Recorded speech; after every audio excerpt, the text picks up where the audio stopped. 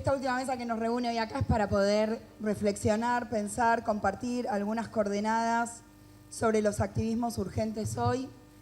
Cuando armamos las jornadas no pensábamos que esta mesa iba a tener tanto sentido como le imprime la coyuntura, así que vamos a tratar de aprovechar a las 3 compañeras expositoras que generosamente vienen hoy a contribuir con estas reflexiones, y después voy a intentar apuntar algunas líneas para recuperar lo que venimos pensando desde la gestión en función de la necesidad de construir activismos urgentes hoy. Voy a presentar a las expositoras. Contamos con la presencia de Lucy Caballero. Lucy es militante feminista del colectivo Ni Una Menos y doctora en Ciencias Sociales. Contamos también con la presencia de Claudia Corol, que es integrante del equipo de Educación Popular Pañuelos en Rebeldía y de Feministas de la Via Yala. Y con la compañera Leonor Rojas, militante social y miembro de la Directiva Nacional de la Federación de Cooperativas Autogestionarias del Movimiento de Ocupantes e Inquilinos y coordinadora del Jardín Construimos Jugando, también del MOI. En ese orden que las presenté, las vamos a invitar a hacer uso de la palabra y tienen agua si necesitan, y les vamos a avisar cuando queden 5 minutos para tratar de estar coordinados. ¿Y en total serían más o menos? Unos 20. Unos 20. Generosos 20, digamos. Bueno, buenas tardes, muchas gracias por la invitación. Un honor estar acá y también compartir la mesa con estas colegas que admiro un montón.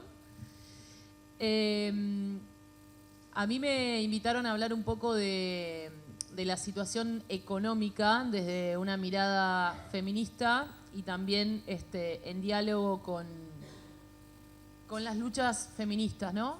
Pensar esos dos términos en conjunto, ¿no? Porque muchas veces por ahí hay una economía feminista que que está un poco asociada a los organismos internacionales y que pareciera que la economía feminista es agregarle la variable de género a un modelo económico ortodoxo o heterodoxo en su defecto. Pero a mí me gusta pensar que la economía feminista desde la que estoy hablando y desde la que hablan un montón de compañeras es una economía feminista que está ligada a un proceso y a un ciclo de luchas y que sobre todo genera conceptos, genera teoría a partir también de la práctica política. Entonces me parece que esos dos términos así puestos tienen mucho sentido pensarlos en relación y dado que nos dieron un tiempito largo para explayarnos, yo había pensado hoy traer algunas características de lo que mi punto de vista tiene este último ciclo de luchas feministas en Argentina, pero que sabemos que además ha tenido resonancias y ha tenido muchísimas otras expresiones en otros países de Latinoamérica y la región, donde el feminismo ha cumplido en los últimos años un rol central en todas las revueltas en la región, en Latinoamérica, en Chile, en Colombia. Seguramente Claudia nos deleitará con ese tema. Pero me parece que quería un poco pensar cuáles son esas discusiones que trajo los feminismos populares, plurinacionales de nuestro país, en términos también de un lenguaje para pensar la coyuntura, ¿no? Yo soy del colectivo Ni Una Menos, un colectivo que muchas sabrán surgió en el 2015 y que no es un colectivo, en realidad es un movimiento y ya es una contraseña global, ¿no? Algunas quedamos activando en ese colectivo, pero sabemos que excede completamente. Es un colectivo que nació como un grito de basta frente a una violencia por razones de género, una violencia machista que no estaba tenida en cuenta en la agenda pública como un problema estructural, como un problema como un problema susceptible de considerarse problema público, ¿no? Ese grito de basta que se dio en las calles en el año 2015, desde mi punto de vista, abrió un proceso o un ciclo de luchas que por supuesto es imposible pensarlo desde el punto de vista de la espontaneidad. Sabemos que el movimiento Ni Una Menos se haya dado en Argentina tiene que ver con un montón de pliegues de nuestra historia y de nuestras luchas que seguramente lo hicieron posible, que que generaron las condiciones de posibilidad para que eso sucediera. Me refiero a la lucha inclaudicable de las madres y abuelas de Plaza de Mayo. Me refiero a la militancia en la juventud generada a partir de la educación sexual integral. Me refiero a la campaña por el aborto legal, seguro y gratuito, a los más de 36 años de encuentros plurinacionales en nuestro país, que ahora son plurinacionales, pero antes se llamaban Encuentros Nacionales de Mujeres. Bueno, una cantidad y pliegues de luchas que han generado y desde mi punto de vista han hecho posible que ese movimiento Ni Una Menos apareciera en nuestro país, apareciera de manera masiva para poner en escena el problema de la violencia machista. Creo que a partir de esa primera manifestación se abrió un debate al interior del movimiento para poder, primero con respecto a cuál era la agenda que tenía que seguir para el movimiento feminista una vez que se dijo Ni Una Menos, pero también cuál iba a ser la metodología que se iba a dar el movimiento surgido, ese movimiento masivo que había aparecido en escena a partir del primer Ni Una Menos. Ahí, en primer lugar, creo que se decidió seguir con una agenda, cuando fue una discusión muy importante, ¿no? Plegar el movimiento Ni Una Menos a la lucha por el aborto legal, seguro y gratuito, a partir ya del año 2016, y adoptar un método de organización asambleario para la producción de las marchas y la ocupación de las calles. A mí me parece que un hito fundamental en este ciclo de luchas ha sido la osadía del movimiento feminista de utilizar la idea del paro, ¿no? El paro feminista, no sé si muchas y muchos lo recuerdan o lo tienen en su memoria. Ha sido para mí un salto cualitativo importante del movimiento feminista en su capacidad de hacer conexiones entre esa violencia machista y las violencias económicas.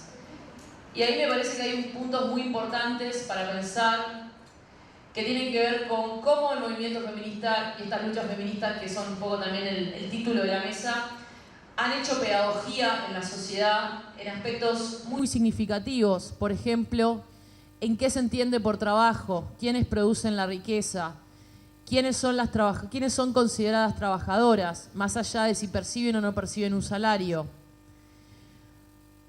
¿Cómo podemos pensar también una medida de fuerza aún si no estamos sindicalizadas, ¿no? El paro feminista también aportó a esa imaginación política de preguntarse cuáles son las tareas que hacemos en nuestra vida cotidiana, que están remuneradas, cuáles no, cuáles además implican la reproducción de mandatos de género, implican la reproducción de esa división sexual del trabajo, ¿no? Que es un concepto de inmensa actualidad, más allá de que haya cambiado de forma en distintos regímenes de acumulación, sigue vigente y el paro feminista ha interrogado estructuras profundas de desigualdad y desde mi punto de vista las ha desestabilizado en algunos puntos, ¿no? Ha producido que muchas compañeras empiecen a decirse trabajadoras, que muchas compañeras empiecen a reivindicar lo que hacen como trabajo.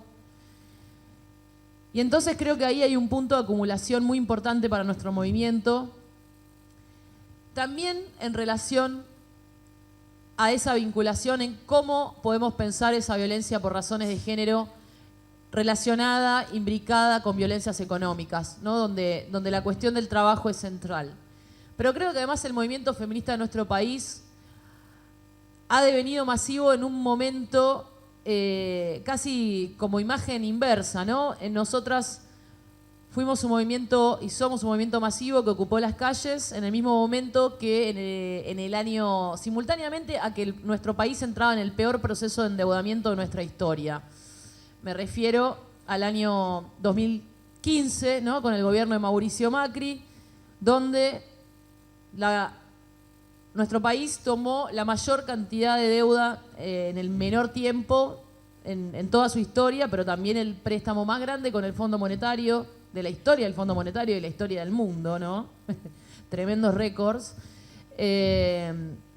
Y Eso sucedía mientras nosotras además estábamos en la calle reclamando por reconocimiento del trabajo de cuidado, reclamando por servicios públicos de calidad, reclamando también contra los efectos del extractivismo. Y me parece que ese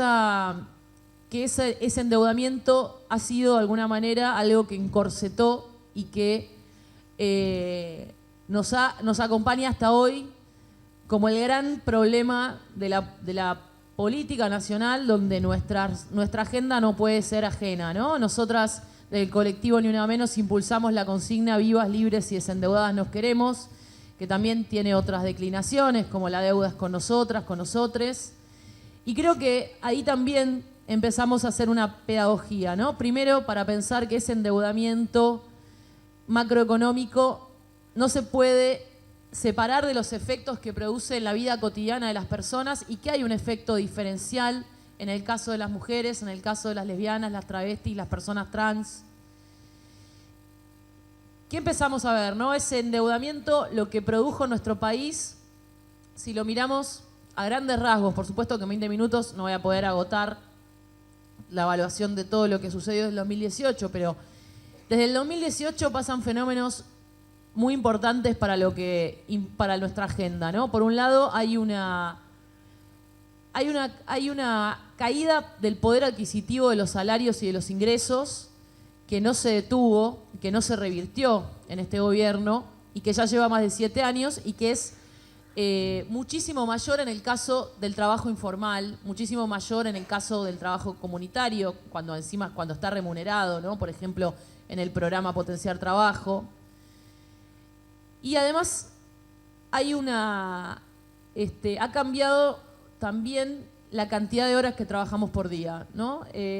A partir de la inflación y de la caída del poder adquisitivo de nuestros salarios y subsidios, han aparecido fenómenos como esta idea del trabajador pobre, ¿no? La trabajadora pobre, que incluso teniendo un salario registrado, tiene que trabajar más horas y puede ser que no pueda llegar a la canasta básica a pesar de trabajar 8 horas, ¿no? Eso en el caso, cuando lo miramos de una mirada feminista, lo que vemos es más de una triple jornada laboral, ¿no? Todas las compañeras están trabajando más horas, estamos trabajando más horas para ganar incluso lo mismo o menos que ganamos antes.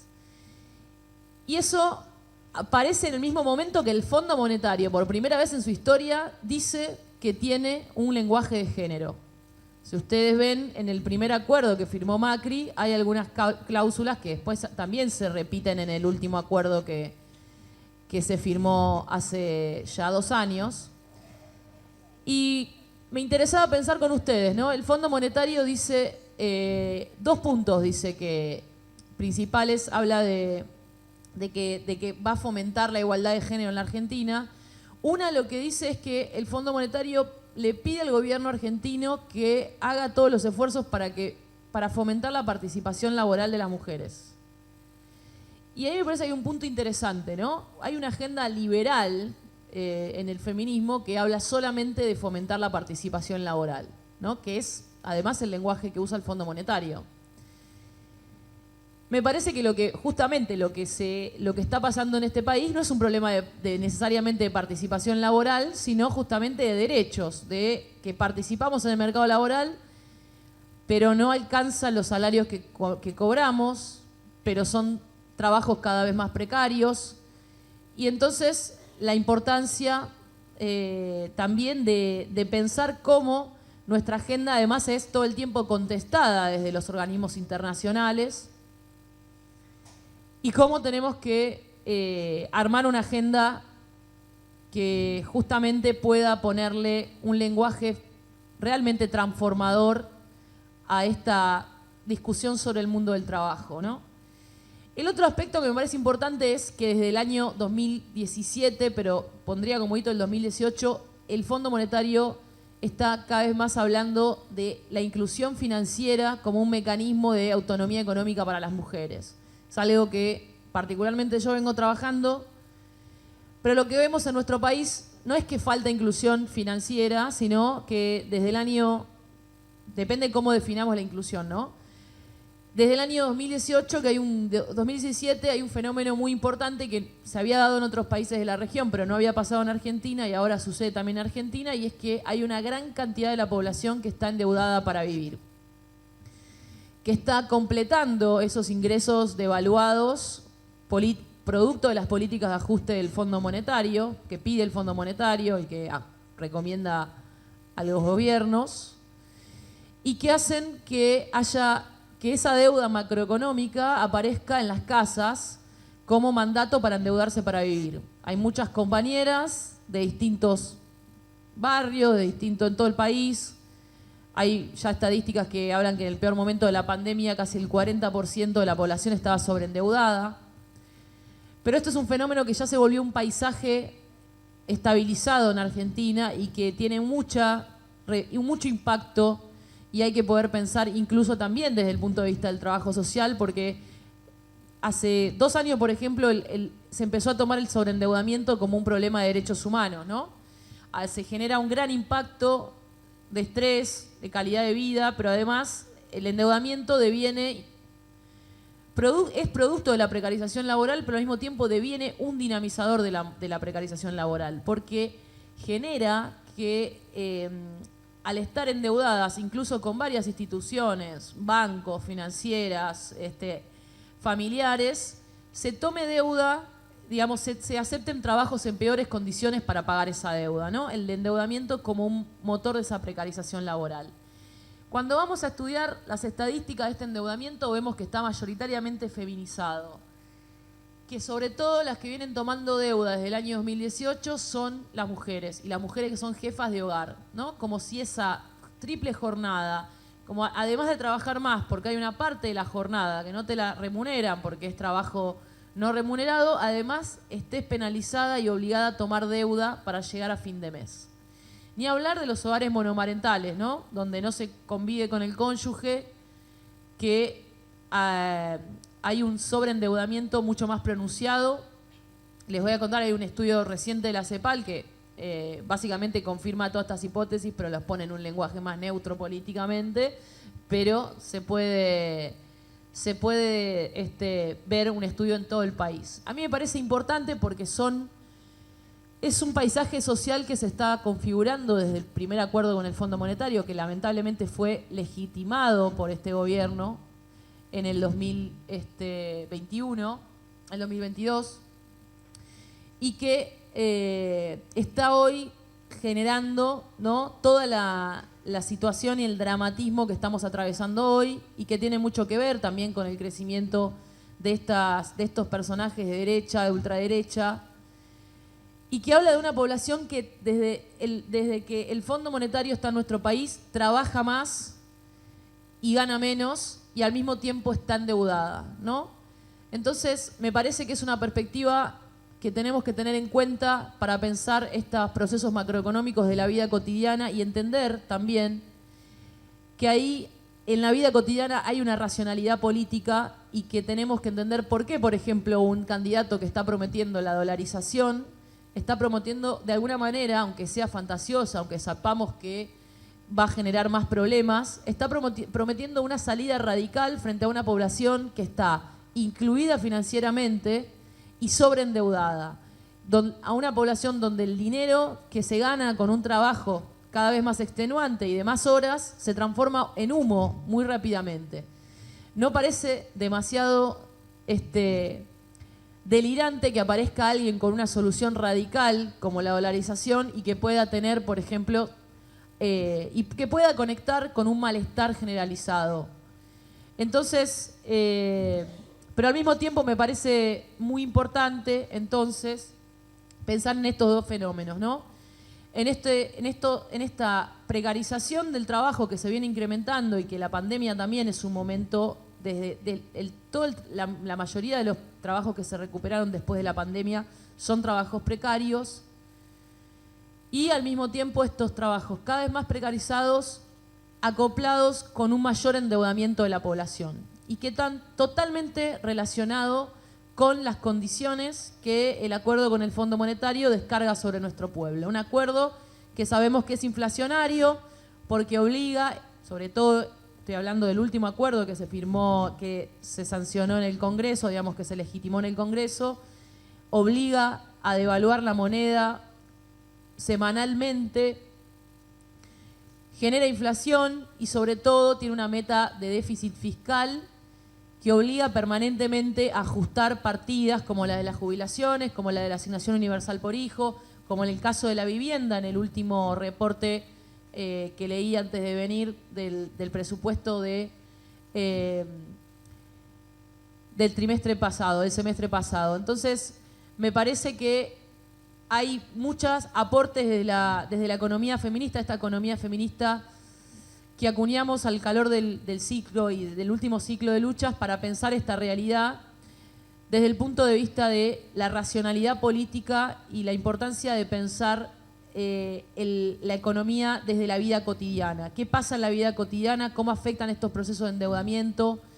Y cómo tampoco podemos desligar, y diría que incluso que este fenómeno de crecimiento de esta ultraderecha tiene muchas causas. Seguramente otras compañeras hablarán de eso, pero una que está muy relacionada es la presencia del Fondo Monetario en nuestro país. Por eso, cuando nos prometen una libertad abstracta, una libertad de mercado, una libertad que solo va a traer más desigualdad, me parece que el movimiento feminista supo prefigurar una idea de libertad que la vinculada con el desendeudamiento. Gracias.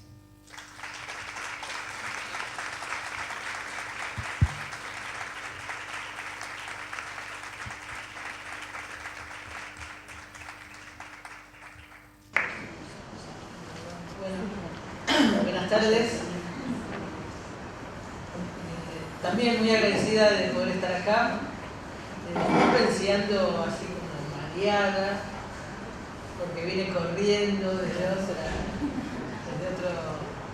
territorio que está muy cerquita de acá, pero que es el de los hermanos y hermanas que están encadenados frente al Congreso.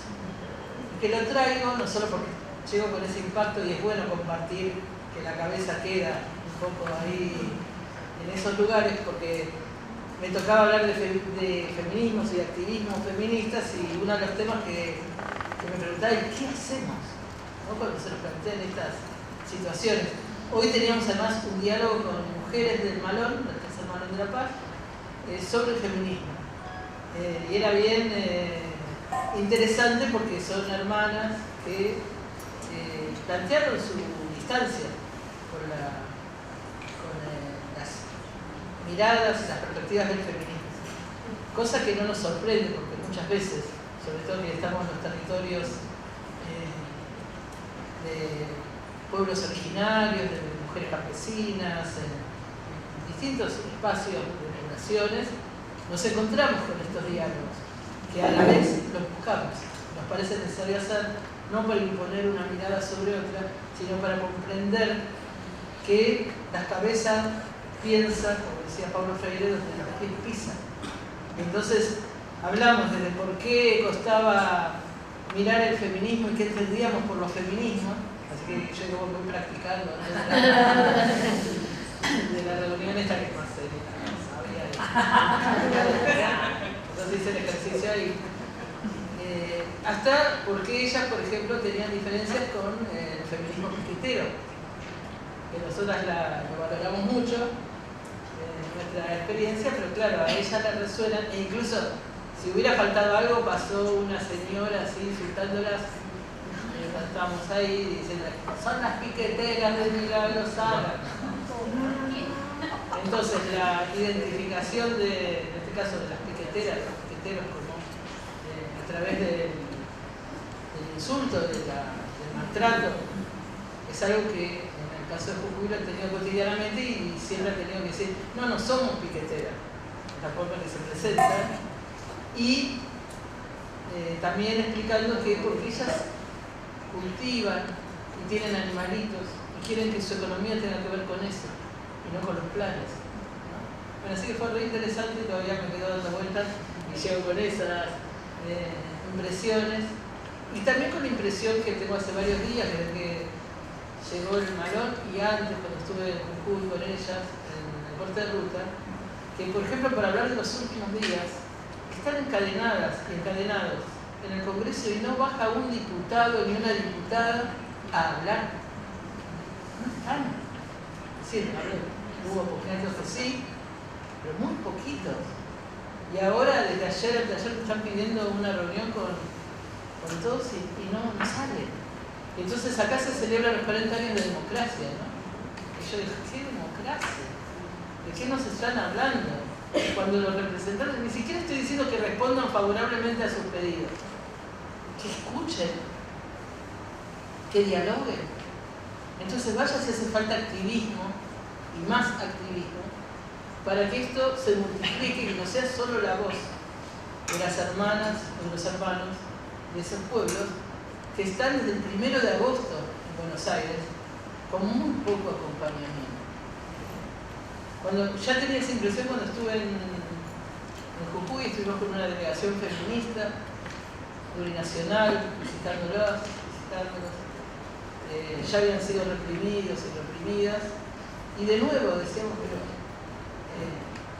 esto no, que estamos mirando y viendo, ¿qué es lo que explica el total desinterés de la sociedad, incluso de una parte de la sociedad jujeña, incluso de la parte de los movimientos populares, para decirlo así, sin careta? Y así como nos preguntamos eso en Jujuy, nos lo preguntábamos también cuando antes estuvimos con una delegación feminista, plurinacional, en Puelmapu, o sea, en el territorio de Mapuche, de este lado de la cordillera, que fuimos a acompañar a las mapuches presas, y lo mismo, una parte de la propia sociedad que estaba mirando por otro lado, y por supuesto toda la estructura hegemónica castigando, ¿no? Sobre esto podría hablar muchos días, así que ya esta tarde voy a avisar porque yo me engancho con el enojo que me genera esto. Y me genera enojo porque los feminismos populares, plurinacionales, los movimientos de derechos humanos, vienen con una experiencia importantísima en nuestro país. Incluso que es un espejo en el mundo, ¿no? Es decir, si se habla de la cantidad de genocidas que están presos, o si se habla de los logros del movimiento de mujeres, de los movimientos de disidencias, hay una cantidad de aspectos conquistados con luchas nuestras que son fundamentales para todo el continente. Pero sin embargo vemos estas situaciones que contradictoriamente nos llenan de indignación. Y yo creo que hay por lo menos dos elementos para incorporar en el análisis, para pensar estos temas. Uno es el racismo estructural que atraviesa nuestra sociedad, y otro es la subsistencia de estas miradas patriarcales, machistas, que también atraviesan nuestra sociedad. Si hablamos de los logros de los feminismos y del activismo feminista, yo comparto mucho lo que dice Lucy. Tiene mucha historia, podremos hacer una historia larga, pero la historia corta tiene que ver con el Ni Una Menos, sin lugar a dudas, y lo que es el encuentro del movimiento Ni Una Menos con el Nunca Más. En esa intersección del Nunca Más y el Ni Una Menos aparece una gran potencia que nos permitió salir a las calles, pacificar en momentos muy difíciles. Yo me acuerdo de Lucy cuando empezamos con los paros, y decíamos, vamos a hacer el primer paro a Macri, ¿no? Y los sindicatos, incluso compañeras de los sindicatos, decían, no, el paro lo tiene que convocar el movimiento sindical. Y nosotros, ¿cómo que? ¿Quieren convocar primero que nosotros votaríamos? El 8 de marzo, convoquen el 6 y vamos a hacerlo, ¿no? No estamos discutiendo quién llega primero ni quién me pone la banderita, pero háganlo. Bueno, pero entonces hay que mirar las relaciones de fuerza, ¿no? Un montón de cosas por las cuales fue el primero el que convocó el movimiento Ni Una Menos.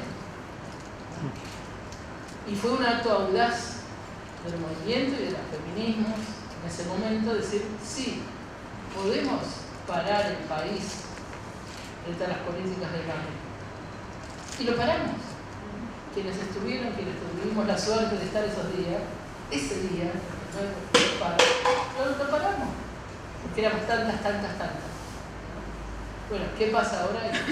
¿Qué va a pasar la próxima jueves en las calles?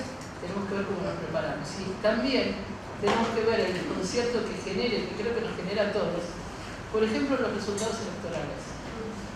¿No? Igual no me encanta quedarme mirando solo los resultados electorales, porque creo que es uno de los datos para mirar, pero no el único. Creo que tenemos sí que pensar que si hay amenazas a todo lo que hemos conquistado en todos estos años, la respuesta no puede ser solo para la defensiva. No podemos hablar solo de defender lo conquistado, porque si hablamos solo de defender lo conquistado, nos vamos para atrás. Eso me parece que es básico. Por eso traigo el recuerdo de ese paro, primero a Macri, porque también si se analizaba con lógicas más convencionales, se puede decir, no, acaba de ganar la derecha. No siempre gana alguien peor. Es horrible, pero es así, ¿no? Ganó la derecha. Ganaron los malos. Entonces, bueno, hay que cuidarse. La forma que nos cuidamos fue salir hacia adelante. Fue movilizar más, fue organizar mejor. Y yo creo que este es uno de los aprendizajes que tuvimos como feminismos populares o feminismos plurinacionales. Por un lado, articularnos mejor y movilizar. Y estar en las calles, ganar las calles. Ese es nuestro lugar principal. Y decía también que en estos tiempos que se trata de imponer una lógica fundada en la desmemoria, necesitamos de todas las memorias de lucha.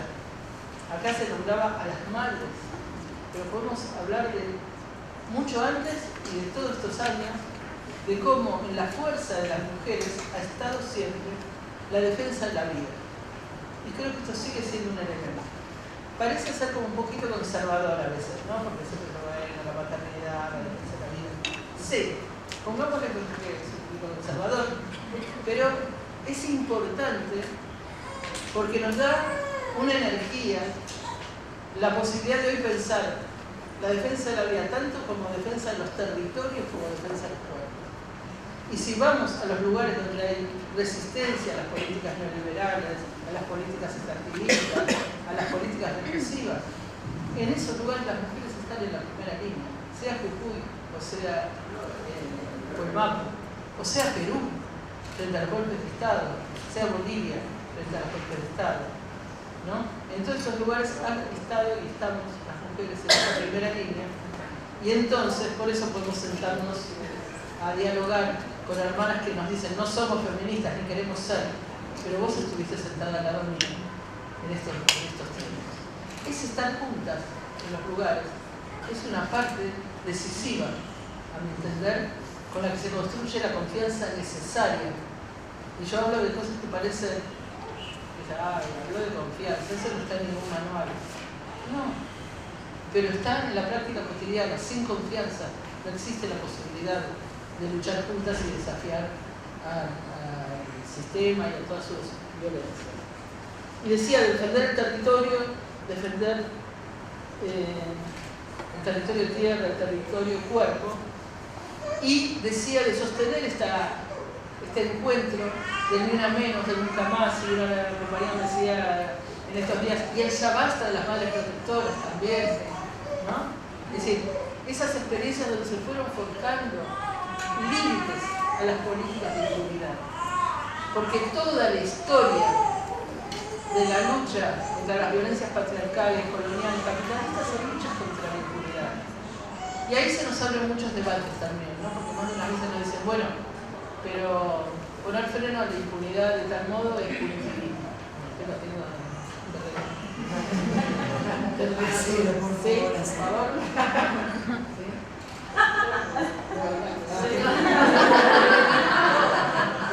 Porque nos pasó muchas veces. queremos poner un ya basta, y dicen, no, pero eso es tranquilista. Bueno, decime cómo hacerlo, ¿no? ¿Cómo hacer para poner límites concretos a la impunidad? Porque la historia nuestra como mujeres, como pueblos, es una historia de impunidad. Y en determinados momentos hacer ese freno, ya sea en un tribunal acompañando a las mujeres, a las mamás protectoras, o ya sea en el territorio mapuche defendiendo a las mujeres presas, que si empezamos a hilar esa historia, a ver, quiero, perdón, un paréntesis y recordar. Antes de que fueran presas las mujeres, ese territorio fue ocupado varios años antes por la comunidad del Mapu, porque se les había expresado que la machi, que es la que estaba emergiendo, surgiendo en ese momento, la machi metiana, la primer machi después de 80 años que no había machis en territorio argentino, y que no había, porque habían sido exterminados después y durante los avances de la conquista sobre el territorio mapuche. Entonces no había, fruto de la violencia genocida. ¿Sí? Cuando surge una machi, le dicen a la comunidad que había que ubicarse en ese territorio. Entonces no era un territorio ocupado para intereses económicos, no estaría mal que fuera, pero no era. Era por una necesidad de espiritualidad. En esa ocupación asesinan a Rafita Nahuel, primo de la machi. ¿Sí? Y los jóvenes que llevan el cuerpo desde los cerros donde estaban hasta la ciudad para tratar de que no muera en lo posible, que si moría, que no fuera desaparecido su cuerpo, porque muy poquito antes había sido la desaparición de Santiago Maldonado muy cerquita de eso, ¿no? Entonces llevan ese cuerpo y ¿qué pasa con esos jóvenes? Los meten presos, ¿sí? Y estuvieron muchos meses presos y en un momento pudieron salir. Cuando les dicen que tienen que volver a la prisión, uno de ellos pasa a estar prófugo hasta hace muy poquito. Y entonces, años después de todo eso, entran al territorio, de nuevo la comunidad, con la machi al frente, y ahí es una intervención represiva en la cual, además de decorar a 7 mujeres mapuches presas, destruyen las casas. Digo, cuando hablamos de racismo no estamos hablando solamente de conceptos, ¿no? Estamos hablando de acciones que destruyen comunidades. Entonces, lo nombro esto para decir cómo se entronca en la vida misma el racismo, el colonialismo, el patriarcado, el capitalismo. Sí. Y yo fui parte de la comisión de recuerdo que acompañó los diálogos entre el gobierno y las comunidades mapuches. Y en un momento todos dijeron, bueno, se logró algo, porque salen en libertad las 4 hermanas que quedaban presas, pero hasta el día de hoy no les devolvieron el revuelo, hasta el día de hoy no le construyeron las casas, que eran parte de los acuerdos.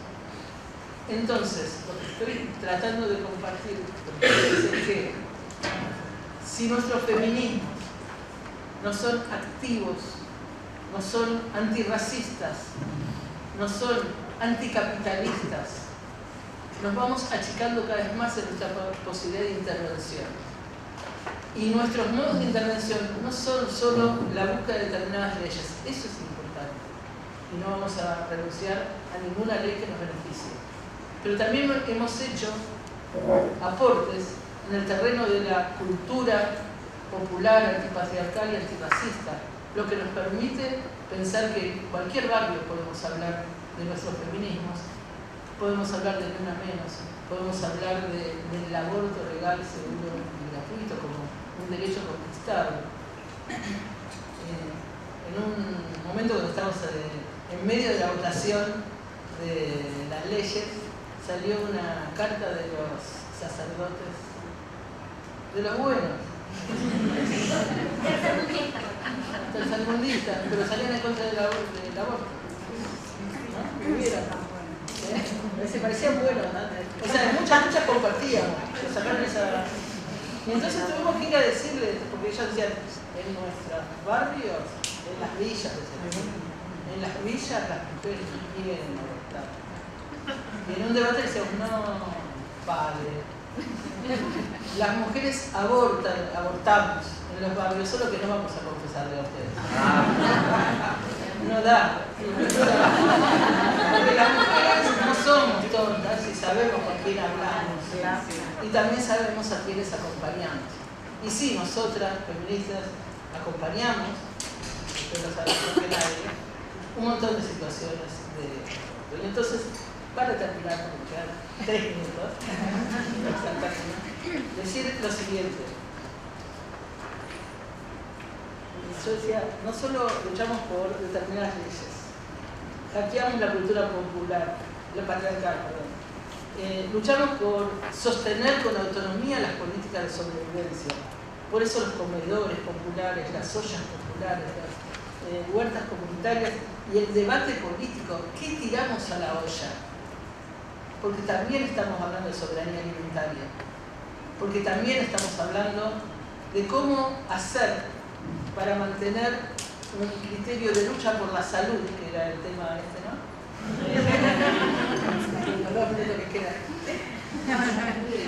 Pero no hay posibilidad de cuerpos sanos en territorios enfermos. Entonces, la lucha contra las políticas extractivistas, por el agua, contra la deforestación, contra el litio, son luchas por la salud. Y eso lo discutimos con las compañeras feministas que a veces hablan de políticas públicas de cuidado, pensando que solo es el derecho a la salud en términos individuales. Nosotros estamos pensando que hay que cuestionar las lógicas liberales de cuidados de la salud. Y decir esto, ¿no? La defensa de la cultura comunitaria, y esto significa también esto de que tiramos a la olla, es parte de lo que estamos construyendo. Y entonces sí terminando, decir que como defensoras de la vida tampoco vamos a aceptar que los locos son ellos, porque nosotras siempre fuimos las locas y nos sentimos re bien de ser las locas, las brujas, las salvajes, ¿no? Nosotras no regalamos la locura a los fachos, porque ellos son los cuidadores de la normalidad. Es decir, por más que griten mucho, lo que están defendiendo es cómo restaurar cada vez con más violencia las políticas del orden. Y a nosotros nos quieren decir que el único lugar que nos queda de acción política es ser parte del partido del mal menor. Y ahí, perdón, pero lo tengo que decir. Tampoco queremos ser parte del partido del mal menor, ¿no? Ni siquiera a la izquierda del partido del mal menor. Queremos seguir construyendo y profundizando todos los aspectos de nuestras luchas, todos los aspectos de nuestras acciones que nos permitan constituir poder popular, poder feminista, empujar las revoluciones que nos faltan. Porque no es cierto que achicando nuestras formas de intervención política vamos a poder seguir defendiendo nuestros derechos. Para defender nuestros derechos hay que profundizarlos, hay que hacerlo. Si no nos lo da el Estado, tenemos que hacer con nuestra construcción autónoma. Tenemos que lograr revolucionar nuestras prácticas también y finalmente tenemos que poder mantenernos en las calles, mantenernos en colectivo, mantenernos en las diferencias que nos enriquecen, porque las que estamos acá tenemos diferencias. Nos peleamos 1000 veces, ¿no?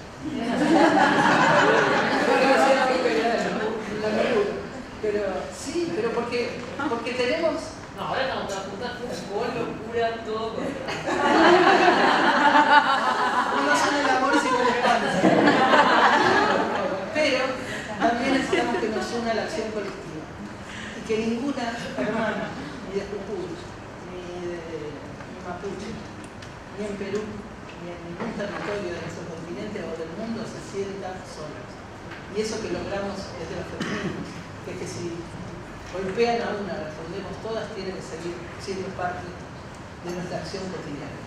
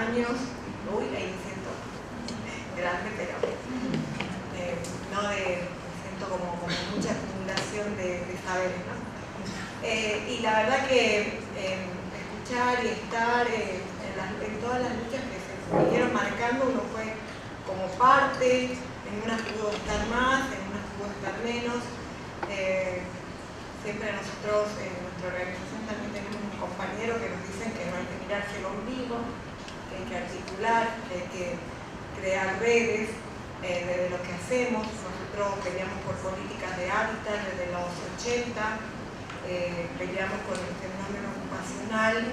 Yo vengo, cuando vine de Salta, vine a vivir en una casa ocupada, cientos de casas ocupadas que había en la ciudad de Buenos Aires, y conocí estos locos que la verdad que me hiciste reflexionar, Claudia, que cuánta razón tenemos, que no hay que ceder eso, que los locos somos nosotros y que nos quieren imponer la normalidad, que la vamos a pelear.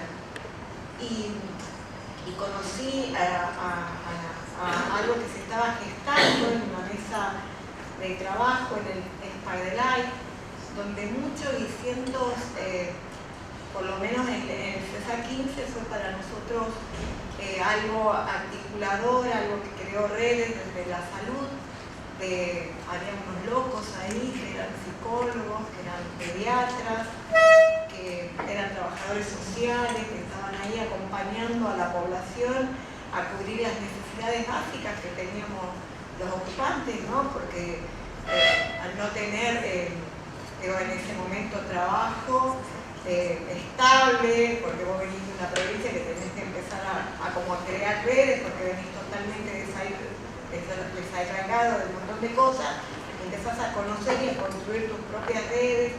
Empezamos a construir esta organización que hoy tiene más de 30 años, que creó leyes que eran necesarias, la 341 en la ciudad de Buenos Aires, también por profesionales comprometidos como arquitectos que supieron, y sociólogos, trabajadores sociales que supieron ser parte de la organización, no estaban afuera. Crearon la organización a la par, como parejas pedagógicas, como algo, la teoría y la práctica es una cosa constante entre nosotros. Hay un diálogo muy constante entre eso, siempre poniendo que tenemos que articular con las universidades, con los colegios, también nosotros, estoy siendo un poco desordenada, pero en este ámbito de poder contar todo lo que, cómo uno tiene que ponerse a activar, ¿no? Activar y ser activo constantemente. Hemos también creado bachilleratos, fuimos parte de la creación de bachilleratos. Digo, todo eso que venimos haciendo con la salud, con la educación, con la vivienda, que es nuestro eje. La vivienda, nosotros decimos que no puede haber vivienda si no hay un hábitat, ¿no? Si no tenemos salud, si no tenemos trabajo, si no tenemos recreación para nuestros hijos, si no articulamos con la cultura, si no recuperamos la historia, ¿no? Nosotros somos de recuperar mucho, digo, porque nada lo inventamos, todo ya vino de nuestra prehistoria, de los pueblos que están luchando ahora acá. Para nosotros es significativo como nosotros, nuestra organización tiene 4 ejes, ¿no? La propiedad colectiva, propiedad ancestral, propiedad colectiva. Algo que nos quieren imponer el individualismo, y saben decir que puedan, no, nosotros somos propiedad colectiva. La autogestión, ¿no? Cómo nosotros nos enriquecemos con los saberes, con las prácticas para defender nuestros derechos, para crear normativas, para crear leyes, para estar constantemente trabajando. El derecho a la ciudad, y el derecho a vivir donde nosotros queramos, no solo la ciudad. Y el derecho a la belleza. Es algo que también aprendimos, porque nosotros creíamos que por ser pobres teníamos que vivir en caja de fósforo. No podíamos soñar en tener una vivienda de calidad, una vivienda que tenga 2 baños, que tenga un patio para nuestros hijos. No, pensábamos que tener 2 habitaciones, un comedor y un lavadero era lo suficiente. Y nos enseñamos, aprendimos a que tenemos derecho a tener un hábitat digno, ¿no?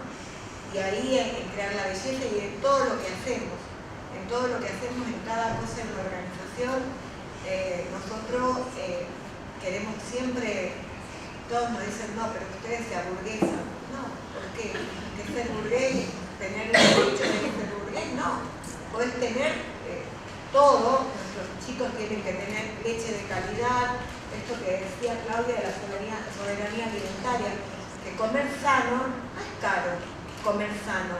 Más cuando nos articulamos entre organizaciones, lo aprendimos en la pandemia. Nosotros en la pandemia sobrevivimos colectivamente. ¿Por qué? Porque nos articulamos primero en nuestra base, en nuestro hábitat que creamos en nuestras cooperativas. De ahí, con las redes que teníamos tejidas, con la salud, con la educación, con los compañeros proveedores de la agricultura, ¿no? Con la UTT, nosotros con la UTT, con los compañeros ahí, sobrevivimos a que mancaran nuestras ollas de lo más básico, porque no había nada, no había cómo sostener, porque nuestra población era la informal, vivían de la venta diaria, vendedores ambulantes, compañeras que trabajaban en casas de familia, muy poco en trabajos estables que los podían bancar, que también los bancaban re poco y volvían a la nada porque estar encerrados fue terrible. Pero nosotros aprendimos que de terrible en la cooperativa El Molino no se sintió, en la cooperativa La Fábrica tampoco, porque teníamos espacios comunes, teníamos espacios para protegernos. En mi cooperativa, que es pequeñita, había patios chiquitos para que los pibes, para que podamos salir a tomar un mate entre nosotras y no estemos encerradas y saber qué pasa, ¿no? Con todo esto que fuimos haciendo desde los 80 que se creó esta organización, articulándonos también en la Secretaría Latinoamericana de la Vivienda Popular, que hace poquito, hoy a la mañana, viajaron los compañeros que vinieron de Perú a compartir nuestra experiencia y nuestras prácticas en lo que venimos haciendo acá, que le tratamos de mostrar todo, hasta mostrarle cómo luchan nuestros compañeros que están ahí en la plaza, los vimos ahora en el Congreso, que no sabíamos porque nos llega tan poca que uno no quiere mirar ni siquiera la televisión, porque abunda, pero también los medios alternativos. ¿Cómo hacemos para saber cuáles son las luchas?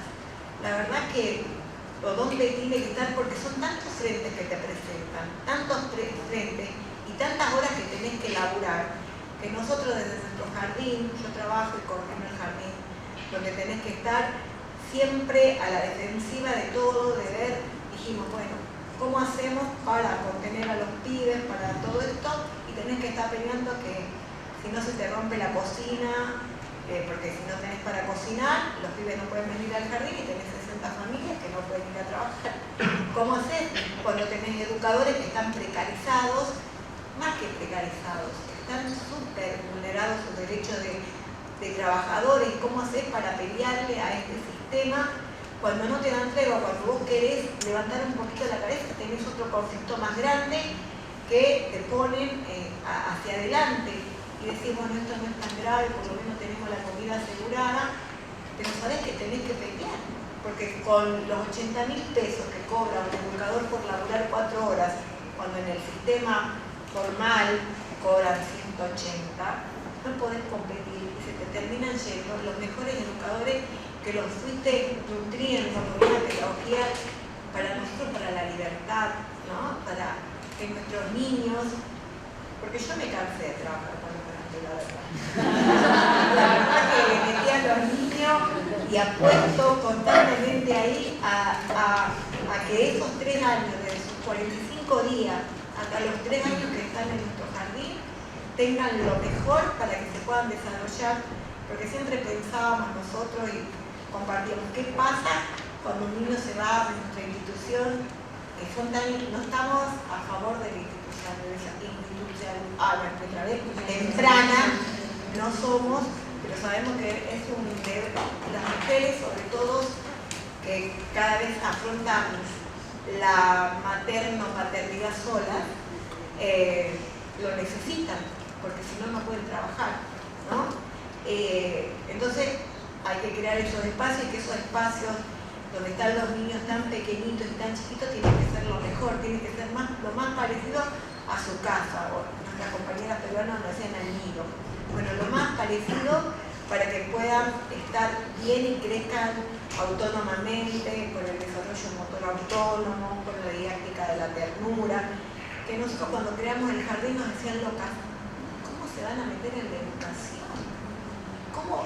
Ustedes no son maestras, no son mal estudiados. Nosotros dijimos, bueno, sí, nos vamos a articular como siempre hacemos en nuestra organización. Tenemos los profesionales que se han estudiado y que comparten con nosotros los saberes y nosotros pondremos lo mejor que hacemos. Y así creamos nuestro jardín, estas locas, atrevidas, brujas. Ahí tenemos a Martita, nuestra gurú, como le decimos ahí, que nos bancó. Y bueno, también está Néstor, ¿no? Que es el máximo para nosotros, el arquitecto, como que nos dio todas las herramientas de sus saberes constantes y nos alimenta para sostenernos, ¿no? Sí, ya llega. Así que, bueno, todo esto cómo lo articulamos en todos estos saberes, en todas estas luchas, para seguir sosteniéndolas, ¿no? Siempre creadores para que no nos maten, no nos tiren, no nos volteen. Estamos constantemente a la defensiva, no sabemos cómo pasar. Hay momentos que están un poquito mejor y decimos, bueno, ¡pac! ¿No? ¿Viste? Te gana Macri. Y la puta, ¿cómo retroceder con todo esto? Después volvemos a resurgir, está todo.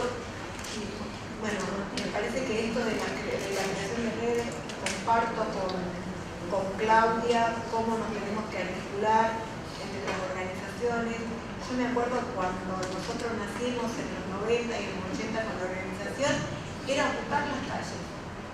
Estábamos en la calle creando festivales, rifa, bingo, cosas para los pibes, las calles eran ocupadas articuladamente. No era que venía, no sé, Pirulo y hacía. Ahora vemos que en el propio barrio hay 10 fiestas del día del niño el mismo día. Decir, ¿y por qué no hacemos una sola? O por lo menos hagamos 2, pero que sean bien. Por favor. Tantos centros culturales, bueno, che, ¿qué sabe hacer vos?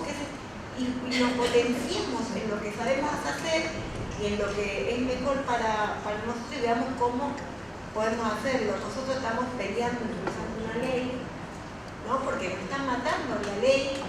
Nosotros tenemos cooperativas que hace están los compañeros que no tienen sueldo más de 10 años y estamos sobreviviendo. Dijimos, bueno, vamos a hacer la ley para que no la mate la Greta, que hace 15 años nos agobia en la ciudad de Buenos Aires y cada vez lo tenemos más duro.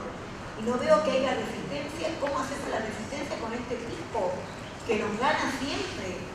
¿No? ¿Cómo la derecha nos sigue ganando? ¿Cómo podemos y somos más? Somos más en esta ciudad. Digo, ¿cómo no en la calidad que perdemos en los comedores? Somos cientos de comedores y no podemos pelearle que sea una mejor alimentación. Nosotros estamos reflexionando sobre eso. Hagamos una experiencia con la UTT, veamos cómo le podemos ganar a esto para la olla, digo, para que la olla, que no coman harina, que coman mejor. Nosotros de lo que vienen para el jardín lo tratamos de resignificar constantemente. Cuando hicimos el curso hace poquito con la UTT, de qué comían los pibes con la magdalena, con la vainilla, con lo que nada el propio gobierno, con las nutricionistas, ¿no? O sea, nos estamos matando, ¿no? La cantidad de azúcar, la cantidad de cosas, cómo nos articulamos, cómo activamos y nos potenciamos entre nosotros para resurgir. Nosotros laburamos mucho en nuestro jardín, toda la construcción esta que venimos haciendo, que es muy difícil desde ahí, desde nuestra organización, desde la vivienda. Estamos acá dispuestos y poniéndonos siempre a compartir lo que hacemos, lástima que siempre los minutos son pocos, de la verdad, pero estamos dispuestos a que quieran ir a conocer nuestras cooperativas, abrimos a conocer nuestro jardín, cuando quieran, que están ahí para compartir y para crecer y para potenciar, ¿no? Bueno,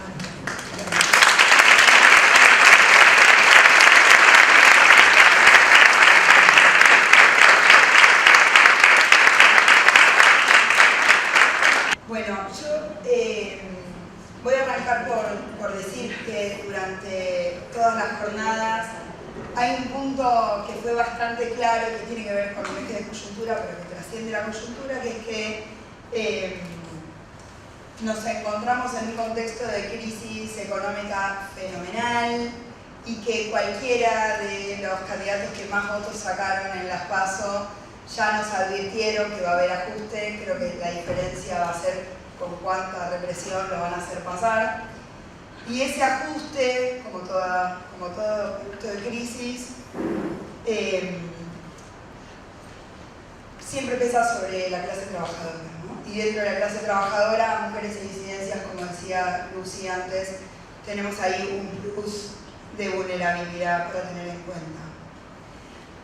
Me toca como secretaria general del APS poder reponer algunas cuestiones vinculadas a nuestro sector de incidencia sindical, que es el de la salud de la Ciudad de Buenos Aires.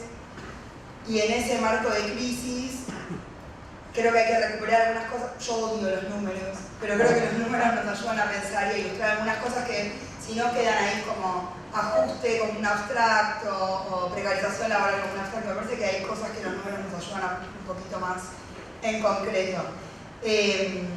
A agosto tenemos, atentos con lo que voy a decir, no se depriman, o bueno, con eso, una inflación anualizada que de evaluación mediante se estima alrededor del 80%.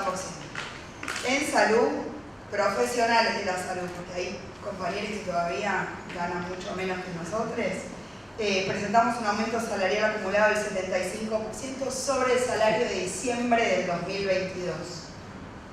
Diciembre del 2022. Lo dije correctamente. Ahí aparece cierto engaño, al que ya estamos bastante acostumbrados de nuestras organizaciones burocráticas, sindicales, de después contarnos que a fin de año vamos a alcanzar una suma fatuosa de aumento, pero para ese momento, que no es real, pero además para ese momento ya vamos a habernos comido todo aumento salarial con la inflación y por lo tanto nuestro salario por debajo de la inflación, independientemente del número mágico final de ese aumento, que a nosotros ya nos están anunciando ahora un 23% de aumento para el mes de septiembre, pero nada nos cuentan de los escasos aumentos que tuvimos desde diciembre del año pasado hasta ahora en comparación con lo que son los procesos inflacionarios en los que vivimos.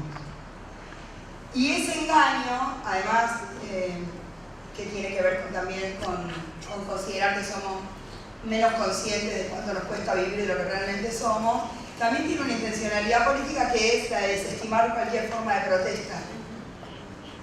Y en ese sentido, pienso, las tres compañeras que me precedieron hablaron de la necesidad de habitar las calles como un lugar de expresión de esa protesta, un lugar donde habitar la lucha concretamente. Cualquier forma de desestimar la lucha y la organización posible en torno a reconocer que, por ejemplo, salarialmente nunca nos recuperamos de un proceso nosotros en salud, donde en la pandemia perdimos el 20% de nuestro poder adquisitivo, no lo recuperamos más.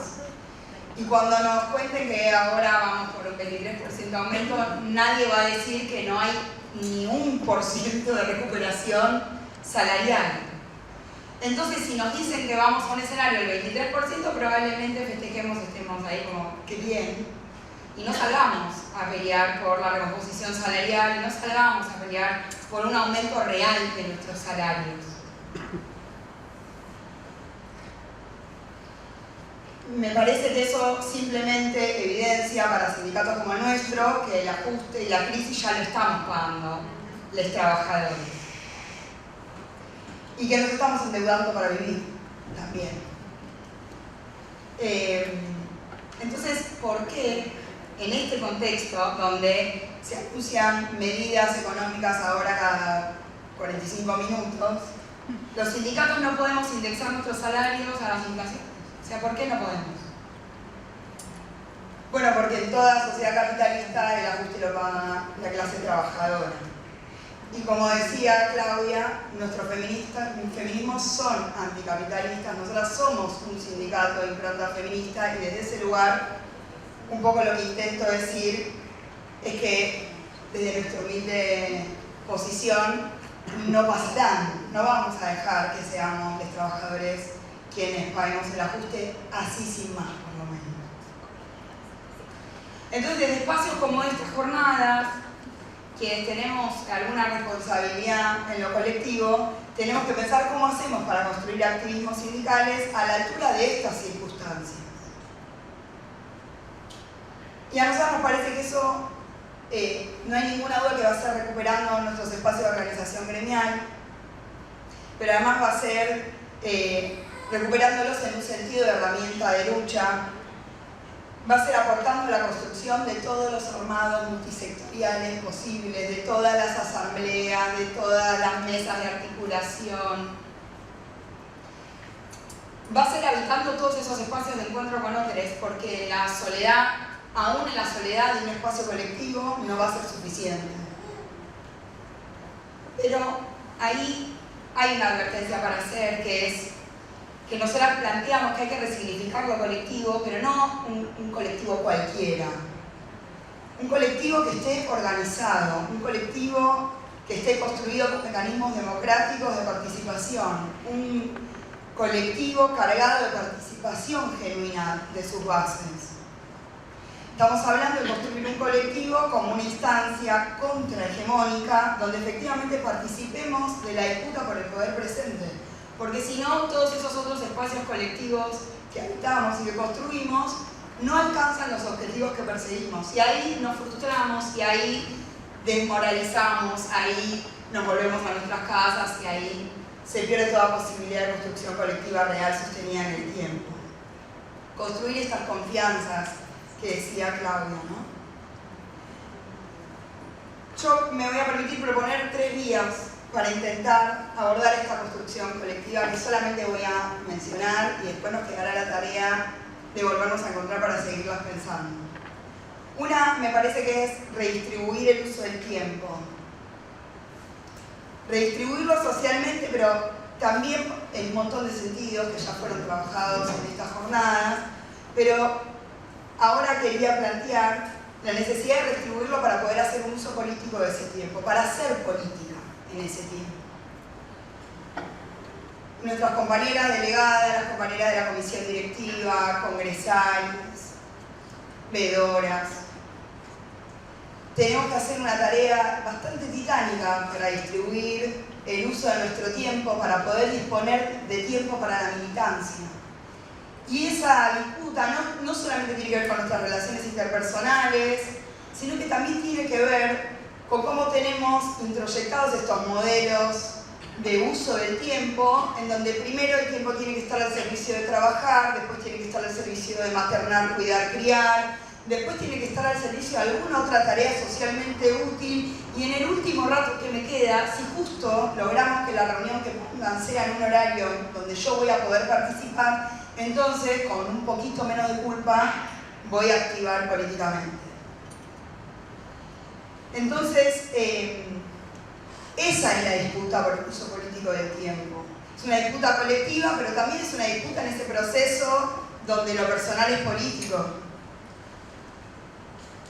Y para eso hace falta estar rodeada de compañeros que flexibilicen los horarios de las reuniones, que para estas reuniones además contemos con un espacio para las crianzas, que si me puedo conectar virtualmente porque estoy cuidando a alguien que es dependiente y no puedo irme para estar en una asamblea, yo pueda participar de alguna manera.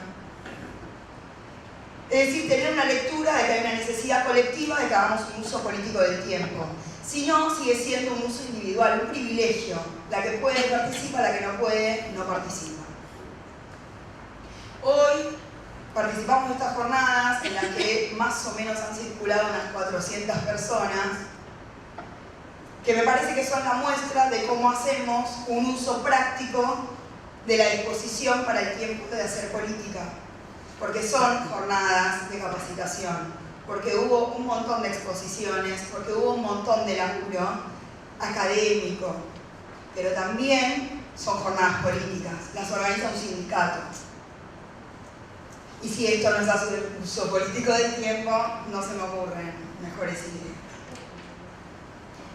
La otra vía es construir otras formas de hacer política. Los ejemplos que trajeron las compañeras son ejemplos de esas formas de hacer política, diferentes.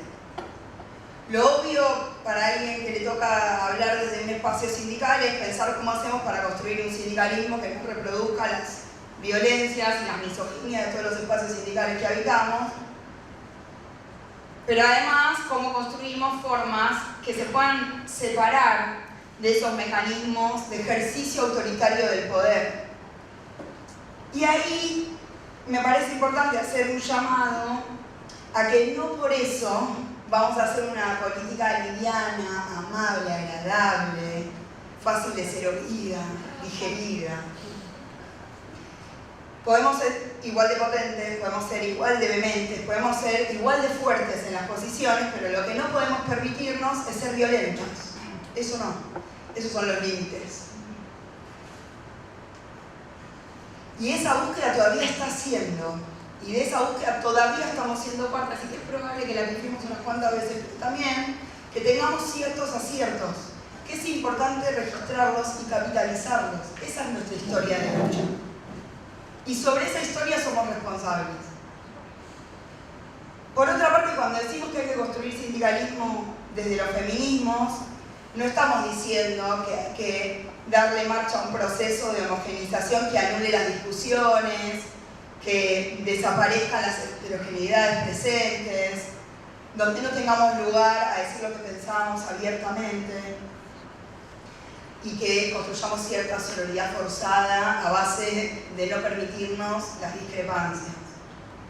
Sino, todo lo contrario. Estamos diciendo cómo vamos a hacer para evitar colectivamente el conflicto, porque la política es conflicto.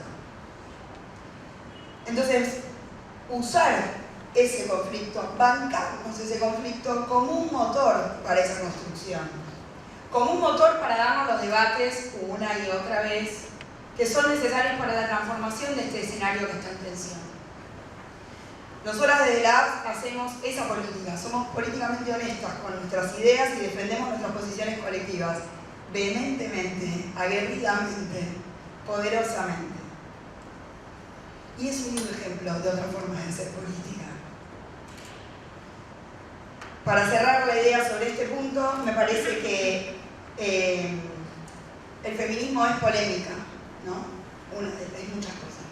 Pero una de las cosas es que una de sus características más interesantes es esa, es la de instalar la polémica respecto de todo aquello que nos vino de alguna manera ya dado. Y la actividad sindical y gremial no es ajena a ese mundo que ya nos vino dado. Entonces, las construcciones sindicales por las que nosotros vamos, necesitamos recuperar esa polémica.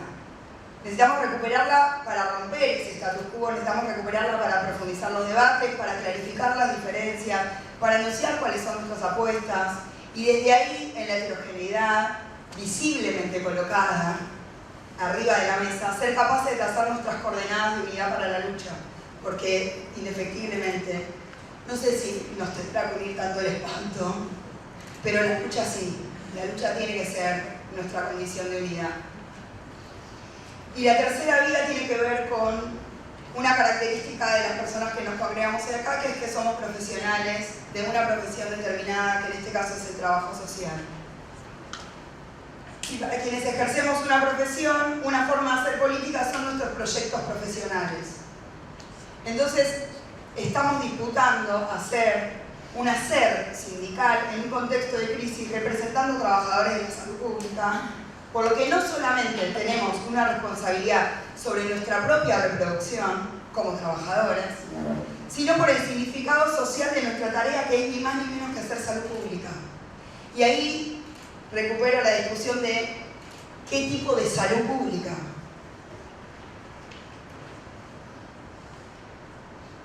Entonces, cualquier posibilidad de desarrollar una disputa sobre la soberanía sanitaria, que era un poco el eje principal de nuestras jornadas, va a estar puesto en la orientación que le vayamos a dar como trabajadores a la política sociosanitaria que ejecutamos e implementamos todos los días, porque ya sabemos que la que viene dada, lo que viene dado, no va hacia ese horizonte de soberanía sanitaria, más bien todo lo contrario.